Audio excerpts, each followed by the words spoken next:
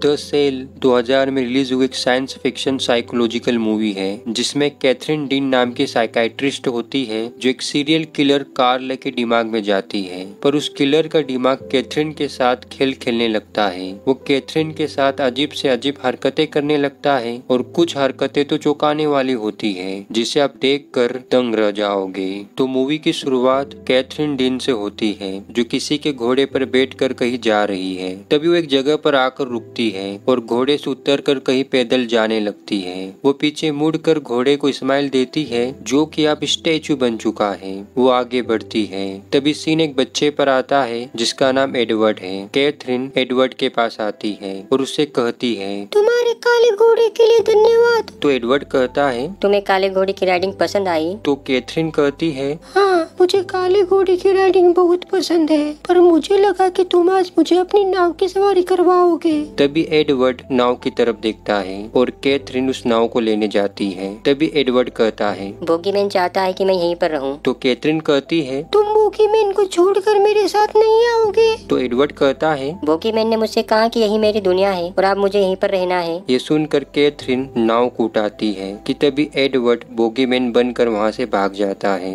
ये देखकर कैथरीन थोड़ी उदास हो जाती है और अपने हाथ में लगे सेंसर को प्रेस करती है जिससे कैथरीन वापस से रियल दुनिया में आ जाती है। अभी हमने जो दुनिया देखी वो एडवर्ड की दुनिया थी। एडवर्ड कई सालों से कोमा में है। कैथरीन और उसकी टीम एडवर्ड को कोमा से बाहर लाने में लगी हुई है। उसकी टीम ने एक ऐसा डिवाइस बनाया है जिसका यूज करके कैथरीन एडवर्ड के दिमाग में जा सकती है और उससे बात कर सकती है, जिसकी बात हम आगे करेंगे। इस पूरे प्रोजेक्ट को फाइनेंस एडवर्ड के फादर ने किया है, पर एडवर्ड का फादर अब चाहता है कि एडवर्ड को एक अच्छे से मेडिकल हॉस्पिटल में भर्ती किया जाए क्योंकि उसके अनुसार एडवर्ड की मेडिकल कंडीशन में कोई प्रोग्रेस नहीं हो रही। तो कैथरीन एडवर्ड के फादर से कुछ और समय मांगती है जो कि एडवर्ड का फादर उसे दे देता है। वो कहता है, तुम्हारे पास सिर्फ 6 महीने हैं, सिर्फ 6 महीने। उसके बाद इस पूरे प्रोजेक्ट को बंद किया जाएगा।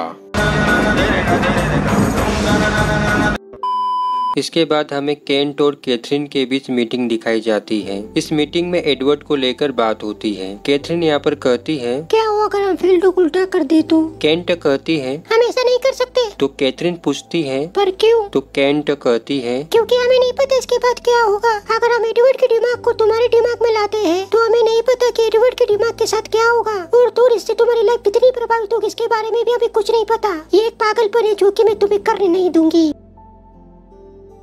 सीन एक कार पर आता है। कार में हमें व्हाइट डॉग दिखाया जाता है। तभी कार का मालिक कार को एक जगह पर रोकता है और वो कार से बाहर निकलता है। ये जो आप चोम्बू सा व्यक्ति देख रहे हो ना, यही सीरियल किलर है। सीरियल किलर क्या होता है जिनको नहीं पता तो मैं बता दूं, ये एक ऐसा किलर होता है जो अपने विक्टिम्स को एक ही तरीके से मारता है। खैर कार्ल उस जगह में इंटर होता है। तभी सीन एक पानी में डूबी हुई लड़की पर आता है। कार्ल उसे देखता है। हाँ, वो लड़की मर चुकी है। कार्ल उस लड़की की डेड बॉडी को अपने साथ ले जाता है। ठीक है, तो सीन कैथरीन पर आता है। यार, कैथरीन के बारे में एक चीज बताना तो भूल ही गया कि वो काफी खूबसूरत है। मुझे तो लगती है, आपका नहीं पता। वो एडवर्ड का न्यूज आर्टिकल देख रही है, ये देखो। पर यहाँ पर खास बात क्या है वो बताऊं? तो वो खास बात ये फोटो है, यानी कि माँ काली की फोटो। इसीलिए तो मुझे कैथरीन पसंद है। कैथरीन कार्टून देखते हुए सो जाती है। How cute.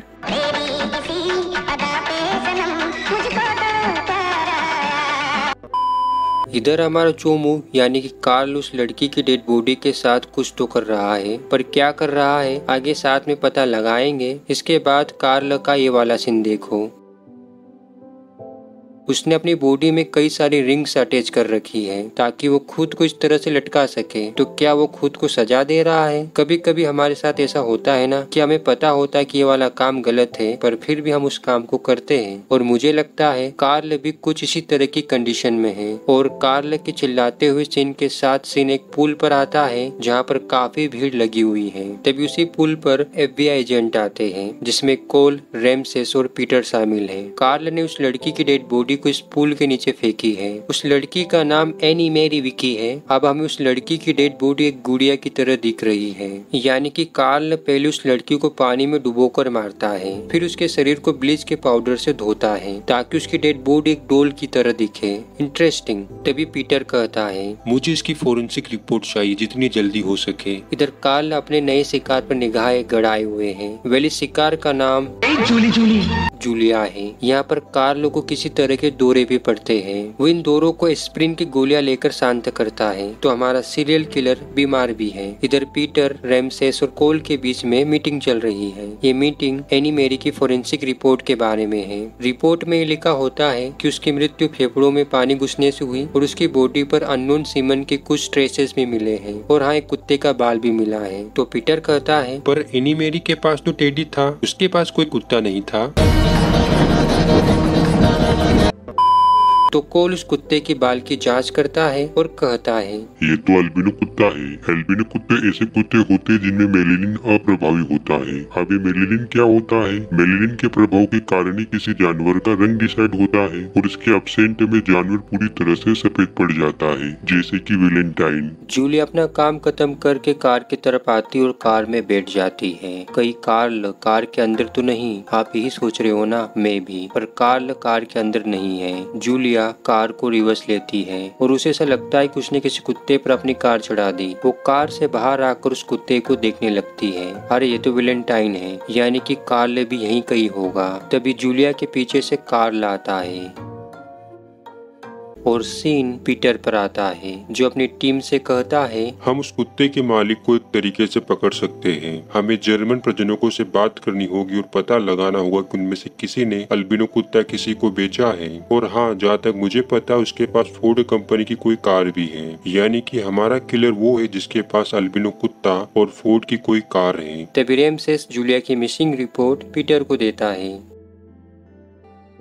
ये दोनों हमें जूलिया के घर दिखाए जाते हैं। तभी रैमसेस को फोन आता है और वो फोन पर बात करने के लिए दूर चला जाता है और पीटर जूलिया के घर वालों से जूलिया को लेकर इंक्वायरी करने लगता है। खैर, ये दोनों घर से बाहर आते हैं। तभी रैमसेस कहता है, हमने उस हरामी को ढूंढ लिया। उसके पास अल्बिनो कुत्ता भी है और फोर्ड की एक पिकअप कार भी। सीन कार्ल पर आता है, जो कि बेदिंग कर रहा है कि तभी उसे दौरे पड़ने लगते हैं। वो जल्दी से एस्प्रिन की गोलियां लेने लगता है, पर एस्प्रिन की गोलियां खत्म हो चुकी है। इधर अमेरिकन पुलिस ने उसके घर को चारों तरफ से घेर लिया है। कार्ल एस्प्रिन की गोलियां ढूंढने लगता है। उसके दौरे बढ़ते ही जा रहे हैं। तभी एफबीआई की टीम उसके घर में घुसती है और कार्ल को ढूंढने लगती है। लेकिन एक सेकंड, अगर हमारा काम पसंद आए तो हमारे वीडियो को लाइक, शेयर और कमेंट करें और हाँ, चैनल को सब्सक्राइब जरूर कीजिएगा। मुझे इस वीडियो से केवल 5 सब्सक्राइबर चाहिए, तो प्लीज चैनल को सब्सक्राइब करें। कार्ल उन्हें मिल जाता है, पर कार्ल अपने दौरों के चलते कोमा में जा चुका है। पीटर और उसकी टीम कार्ल के बेसमेंट को चेक करती है। उन्हें वहाँ पर अजीब से अजीब गुड़िया और ब्लीचिंग पाउडर की कई सारी बोतलें देखने को मिलती है।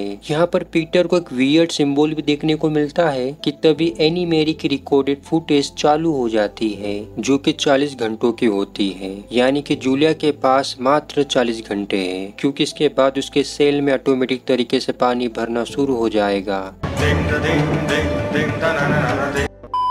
डॉक्टर कहता है, कार्ल हमेशा के लिए कोमा में जा चुका है। तो पीटर कहता है, डॉक्टर यही एक ऐसा बंदा है जो जानता है कि जूलिया कहाँ है, और अगर हमने 40 घंटों के अंदर अंदर जूलिया को नहीं ढूंढा तो वो मर भी सकती है। Do you understand? सॉरी, पर डॉक्टर कोई तो ऐसा तरीका होगा जिसका हम यूज करके सारामी के दिमाग में जा सके। तभी डॉक्टर को कुछ याद आता है और कार्ल की बॉडी को कैम्पबेल सेंटर में लाया जाता है। और फाइनली अब हमें कैथरीन दिखाई जाती है, जिसे देखकर थोड़ा सुकून मिलता है।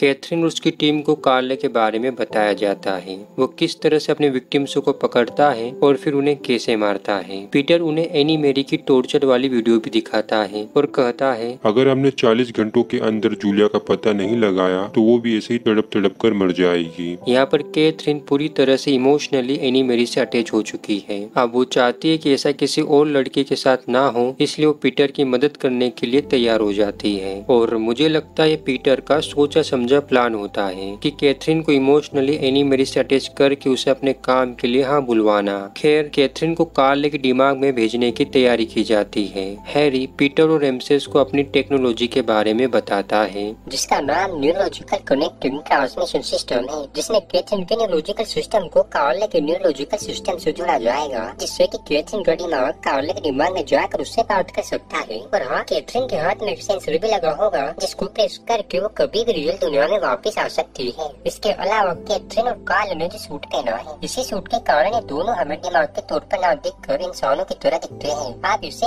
ऐसे समझे, कैथरीन के मुंह पर जो कार्बन कपड़ा रखा है वो कैथरीन के दिमाग को कार्ल की दिमाग की दुनिया से जोड़ेगा, और वो सूट कैथरीन के दिमाग को कार्ल की दिमाग की दुनिया में एक बॉडी देगा जो कि आपको कैथरीन की ही होगी। तो चलो चलते हैं कार्ल की दुनिया में। अब हम कार्ल की दुनिया में जा रहे हैं। हम कार्ल की दुनिया में आ चुके हैं। पर ये क्या, किसी बच्चे को पानी में डुबोया जा रहा है। इसके बाद के सीन में हमें कैथरीन दिखाई जाती है जो कार्ल को ढूंढने लगती है। तभी हमें एक बच्चा दिखाया जाता है जो सीढ़ियाँ चढ़ रहा है। उस बच्चे को कैथरीन भी देख लेती है। कैथरीन उस बच्चे के पास आती है जो कि अपने घोड़े के साथ दिखाया जाता है। वो बच्चा जो कि कार्ल है कैथरीन को देखकर डरने लगता है। वो उससे दूर भाग जाता है। कैथरीन उसके घोड़े की तारीफ करती है। वो कहती है कार्ल तुम्हारा घोड़ा काफी अच्छा है। कि तभी कार्ल तेजी से कैथरीन के पास आकर उसे घोड़े से दूर करता है, क्योंकि घोड़े के साथ ये होता है, जिसे देखकर कैथरीन हैरान रह जाती है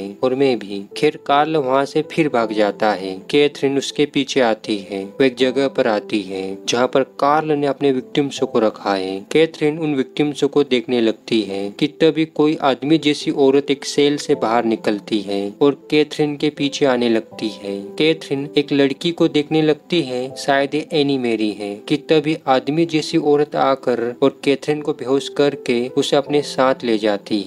वो कैथरीन को लेकर अपने राजा के पास आती है और वो राजा और कोई नहीं कार्ल है। यानी कि यहाँ पर दो कार्ल है, एक अच्छा वाला कार्ल जो कि बच्चे के रूप में है और एक बुरा वाला कार्ल जो कि राजा के रूप में है। राजा कार्ल कैथरीन की तरफ आने लगता है। इस मूवी के विजुअल इफेक्ट काफी औसम है और इस मूवी की सबसे बेकार चीज है इसका बीजीएम जो कि निहायत ही घटिया है। कैथरीन राजा कार्ल की आने की हार्ट सुनकर खुद को तैयार कर लेती है और वो जैसे ही राजा कार्ल को देखती है तो वो सेंसर को प्रेस कर देती है और सीन पीटर पर आता है जो कुछ फोटोज देख रहा है। तभी उसे हैरी का फोन आता है जो कहता है कैथरीन वापस आ चुकी है। हमें कैथरीन दिखाई जाती है जो कि काफी घबराई हुई है। तभी हैरी पीटर से कहता है वो उसकी दुनिया में काफी गहराई तक चली गई थी जो उसके लिए खतरनाक हो सकता है। तो पीटर कहता है मैं कुछ समझा नहीं। तो हैरी कहता है अगर एक बार कार्ल के दिमाग ने कैथरीन के मन में ये भरोसा दिला दिया कि उसकी दुनिया वास्तविक है तो फिर कैथरीन को उसकी दुनिया से वापस लाना लगभग असंभव है। सीन जूलिया पर आता है। आई थिंक जो खाना खा रही है कि तभी पानी का शॉवर ऑटोमेटिक तरीके से चालू हो जाता है जो थोड़ी देर बाद बंद भी हो जाता है। हमें कैथरीन एडवर्ड के पास दिखाई जाती है। तभी पीटर उसके पास आता है। इन दोनों के बीच बातें होती है। तभी कैथरीन कहती है मेरे पास ऐसा कुछ भी नहीं है जिससे तुम्हें पता चले कि जूलिया कहाँ है। उसकी दुनिया बहुत ही घिनौनी है और वो उसकी दुनिया का राजा है। खैर बात यह है कि कैथरीन वापस से उसकी दुनिया में नहीं जाना चाहती, पर पीटर उसे अपनी कहानी सुनाता है जिसमें वो लॉयर की नौकरी को छोड़कर एक मासूम लड़की के हत्यारे को ढूंढने के लिए FBI एजेंट बन जाता है। और कैथरीन उसकी कहानी सुनकर फिर से भावुक हो जाती है।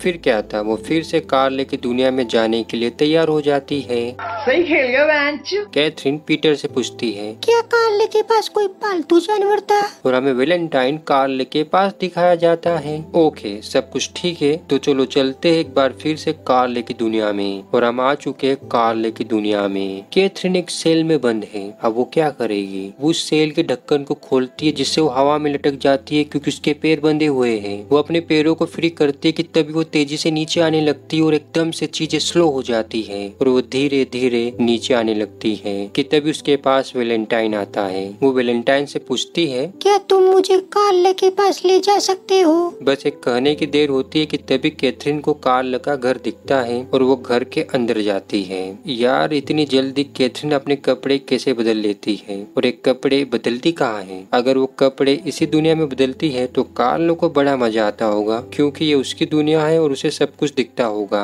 खैर उसे घर में बच्चा कार्ल मिलता है जो कि प्लेटो की सफाई कर रहा है। कैथरीन उसके पास आती है। कैथरीन उसके लिए गिफ्ट लाई है जिसे वो उसे देती है। कार्ल उसे देखने लगता है और इसी चक्कर में एक प्लेट गिरकर टूट जाती है। तभी कार्ल का फादर उसे आवाज लगाता है जिससे डर कर कार्ल कैथरीन को अलमारी में छुपा देता है। कार्ल का फादर कार्ल पर गुस्सा करने लगता है क्योंकि उसने एक प्लेट तोड़ दी इसलिए। देखो यहाँ पर हमें बताया जा रहा है कि उसका फादर कार्ल से किस तरह का बिहेव करता था। वो उसे छोटी छोटी बातों के लिए मारता था, गालियां देता था। अब कार्ल को बचपन में डॉल से पसंद थी तो उसका फादर उसको इसलिए भी मारता है और हमारी कैथरीन ये सब देख रही है जिससे कैथरीन के दिल में बेबी कार्ल के लिए एक सॉफ्ट कोर बनने लगता है। और जो इविल कार्ल है वो अपने पिता की इविल्स का प्रतीक है, यानी कि उसके पिता की इविल्स ने यंग कार्ल को इविल बना दिया, इसलिए संस्कार मैटर करते हैं। और मूवी में इसी तरीके से नेगेटिव कैरेक्टर के प्रति सिंपैथी क्रिएट की जाती है। कैथरीन को यंग कार्ल दिखता है और वो उसके पास आती है। ये जो बाथटब में आप लड़की देख रहे हो ना, ये कार्ल की फर्स्ट विक्टिम थी। कैथरीन कार्ल से बात करती है। यहाँ पर कार्ल अपने फादर की बातें करने लगता है कि वो उसे किस तरह से मारता था, पर जब कैथरीन उसे जूलिया के बारे में पूछती है तो कार्ल उसे कोई जवाब ना देते हुए अंधेरे में जाने लगता है। कैथरीन जिस काम से आई है वो काम तो हमें होते हुए नहीं दिख रहा, बल्कि कैथरीन के दिल में कार्ल के लिए सहानुभूति जरूर पैदा हो गई कि तभी इविल कार्ल तेजी से आकर कैथरीन पर अटैक कर देता है जिससे कैथरीन बेहोश हो जाती है। वो 2 बार बेहोश हो चुकी है। इविल कार्ल उसे देखने लगता है। हाँ, पहली बार तूने इतनी खूबसूरत लड़की देखी, तुझे उसे इस तरह से देखने का कोई हक नहीं है। मैं हाथ जोड़ रहा हूँ, छोड़ दीजिए। पर इविल कार्ल मेरी बात को ना मानते हुए कैथरीन को भी अपनी विक्टिम बना लेता है और इस बात का पता केंट और हैरी को चल जाता है। अब इनके पास केवल एक विकल्प है कि इनमें से कोई कार्ल की दुनिया में जाए और कैथरीन को वापस लेकर आए, यानी कि वो कैथरीन को बताए कि वो जिस दुनिया में है वो नकली है। अब गेस करो कौन जाएगा, केंट, पीटर, हैरी या फिर रेमसेस? अपना आंसर कमेंट करके बताएं। ओके, तो आंसर पीटर है। पीटर कैथरीन को लेने जाने वाला है, यानी मारेंगे भी हम और बचाएंगे भी हम। तो ये चले हमारे पीटर भैया कार्ल की दुनिया में। और अब हमारे पीटर भैया कार्ल की दुनिया में आ चुके हैं। पीटर एक चमकीली रोशनी का पीछा करते हुए एक जगह पर आता है। वो चमकीली रोशनी बेबी कार्ल उत्पन्न कर रहा था ताकि वो पीटर को कैथरीन के पास ला सके, और होता भी ऐसा ही है। पीटर को कैथरीन मिल जाती है। वो कैथरीन के पास आता है और उसके मुंह पर से मास्क निकालता है, पर यहाँ पर कैथरीन के इरादे कुछ अलग है। वो प्यार करने के मूड में है और बेचारा पीटर कब तक कैथरीन को रोकता, वो भी पिघल जाता है, जबकि उसे पता है ये वास्तविक दुनिया नहीं है। और मेरे इस वक्त का रिएक्शन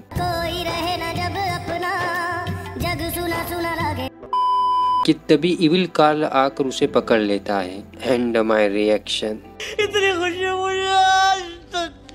इविल कार्ल पीटर को प्रताड़ित करने लगता है। वो उसकी पेट की आंत बाहर निकालने लगता है, जरा देखिए। और कैथरीन ये सब देख रही है। तभी पीटर उससे बात करने की कोशिश करता है। वो कहता है, कैथरीन ये दुनिया असली नहीं है, प्लीज होश में आओ। पर कैथरीन होश में नहीं आती। तभी पीटर उसे उसके छोटे भाई के बारे में बताता है जो कार एक्सीडेंट में मारा गया था। और गेस व्हाट, कैथरीन होश में आ जाती है क्योंकि वो एक भावुक लड़की है और एक चाकू लेकर वो चाकू इविल कार्ल में घोंप देती है। इसके बाद के सीन में पीटर का पेट बिल्कुल ठीक हो जाता है। पर एक मिनट, कैथरीन के कपड़े चेंज हो चुके हैं पर पीटर के नहीं। पीटर के साथ वाकई में भेदभाव तो हो रहा है। तभी कैथरीन की नजर बेबी कार्ल पर जाती है। वो उसके पास आने लगती है। पीटर कार्ल की विक्टिम्स को देखने लगता है जो कि पानी वाले सेल में बंद है। बेबी कार्ल कैथरीन से गले मिलता है। तभी कैथरीन को उसके हाथों में खून लगा मिलता है, यानी कि बेबी कार्ल और इविल कार्ल आपस में जुड़े हुए हैं। इधर पीटर को वही सिंबल दिखता है जो कि उसे कार्ल के बेसमेंट में दिखा था। और तभी उसे कोई बात क्लिक करती है। वो समझ जाता है कि जूलिया कहाँ हो सकती है। वो कैथरीन के पास आता है और कैथरीन को वहाँ से ले जाने लगता है। पर कैथरीन कार्ल को प्रॉमिस करती है कि वो उसे बचाने वापस जरूर आएगी। और इसी वक्त इविल कार्ल आकर बेबी कार्ल को पकड़ लेता है। कैथरीन बेबी कार्ल से इमोशनली कनेक्ट हो चुकी है। खैर ये दोनों वास्तविक दुनिया में आ जाते हैं। इधर जूलिया के सेल में पानी भरना शुरू हो गया है।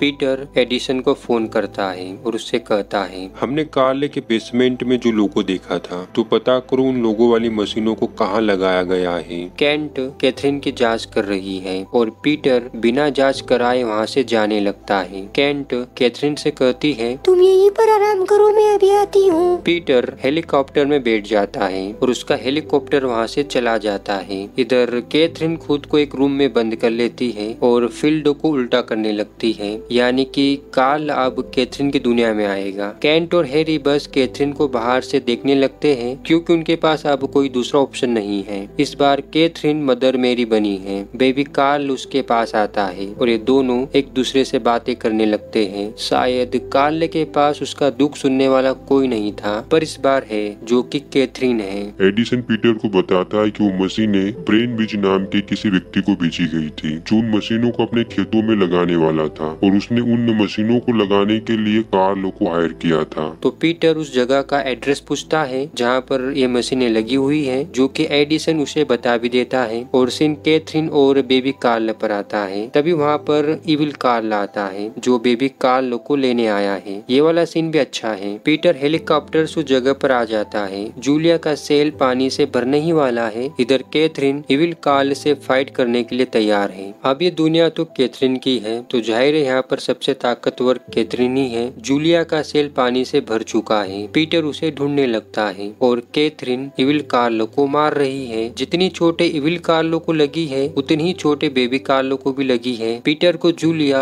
मिल जाती है जो अभी भी जिंदा है। पीटर उस सेल के कांच को अपनी गन से तोड़ने लगता है। वेल वो सेल ब्लड प्रूफ है। कैथरीन इविल कार्ल को मारकर बेबी कार्ल के पास आती है और उसे उठाकर पवित्र कुंड के पास ले जाने लगती है। इधर पीटर फाइनली उस कांच को तोड़ने में कामयाब हो जाता है और कैथरीन बेबी कार्ल को पवित्र कुंड में लीन कर देती है, जिससे इविल कार्ल, बेबी कार्ल और वास्तविक कार्ल तीनों मर जाते हैं और जूलिया बच जाती है। कैथरीन वापस से रियल दुनिया में आ जाती है और रोने लगती है, आई थिंक बेबी कार्ल के लिए। फिर हमें कैथरीन और पीटर के बीच मुलाकात दिखाई जाती है। कैथरीन वैलेंटाइन को अपने पास रखना चाहती है और पीटर इसकी परमिशन दे देता है। ये दोनों एक दूसरे को बाय बोलते हैं। इसके बाद हमें कैथरीन एडवर्ड की दुनिया में दिखाई जाती है या फिर एडवर्ड उसकी दुनिया में है। खैर ये दोनों एक दूसरे की तरफ बढ़ते हैं और इसी के साथ ये मूवी खत्म हो जाती है। अगर हमारा काम पसंद आए तो हमारे वीडियो को लाइक,